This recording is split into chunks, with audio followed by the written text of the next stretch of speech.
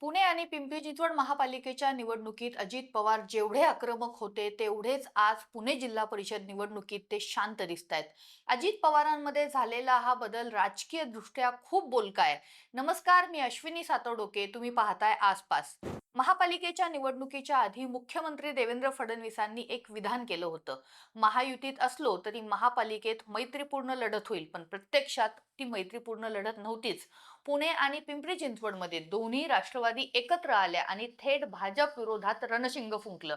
या लढाईत अजित पवार प्रचंड आक्रमक झाले. भाजपवर भ्रष्टाचाराचे आरोप पुराव्यानिशी सादर करत भाजपच्या कारभाराचे अजित पवारांनी अक्षरशः वाबाडे काढले. भाजपच्या वरिष्ठांनी याला उत्तर न देता आपण विकासावर बोलू अशी भूमिका घेतली. त्यानंतर अजित पवारांनी भाजपवर हल्ल्याची धार वाढवत नेली. मग भाजपनं काय केलं? त्यांनी मैदानात उतरवले मुरलीधर मोहोळ आणि महेश लांडगे. हे दोघेही स्थानिक पातळीवर मजबूत आणि तोंडाला तोंड देणारे नेते. या दोघांनी अजित पवारांना जशास तशी उत्तरं देत प्रसंगी एकेरीवर आले. त्याचा फटका अजित पवारांना बसला. निकाल लागला आणि चित्र स्पष्ट झालं.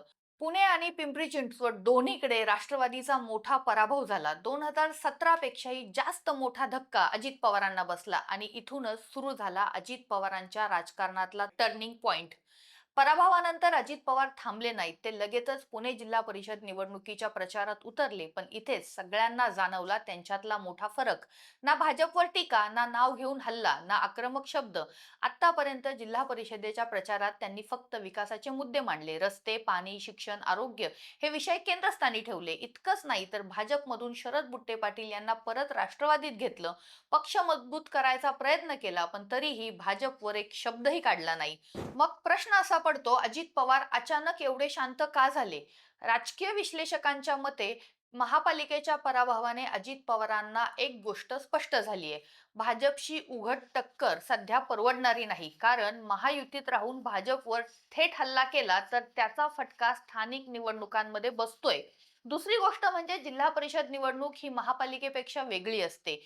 इथे पक्षापेक्षा स्थानिक समीकरणं, कार्यकर्त्यांची ताकद आणि व्यक्तिगत संबंध जास्त महत्त्वाचे असतात. म्हणूनच अजित पवारांनी आक्रमकतेऐवजी हिशोबी राजकारण स्वीकारले असं दिसतंय. आता ते भाजप विरोधात रणशिंग न फुंकता स्वतःचा पक्ष मजबूत करण्याचा प्रयत्न करतायत. म्हणजे थोडक्यात काय तर पुणे आणि पिंपरी चिंचवडच्या पराभवाने अजित पवारांनी वेळीच धडा घेतलाय असं राजकीय वर्तुळात बोललं जातंय. पण हा बदल कायमचा आहे का? निवडणुकीपुरताच संयम आहे की फक्त थंड डोक्यानं वाट पाहिली जातीये? या सगळ्यांची उत्तरं पुणे जिल्हा परिषदेचे निवडणूक निकाल नक्की देतील. तोपर्यंत एक गोष्ट मात्र नक्की, जिल्हा परिषदेत तरी स्वतःचं अस्तित्व टिकवण्यासाठी अजित पवार हे बेरजेचं राजकारण करतायत. जिल्हा परिषद, पंचायत समितीच्या निवडणुकांमध्ये काय घडतंय हे जाणून घेण्यासाठी पाहत रहा आसपास.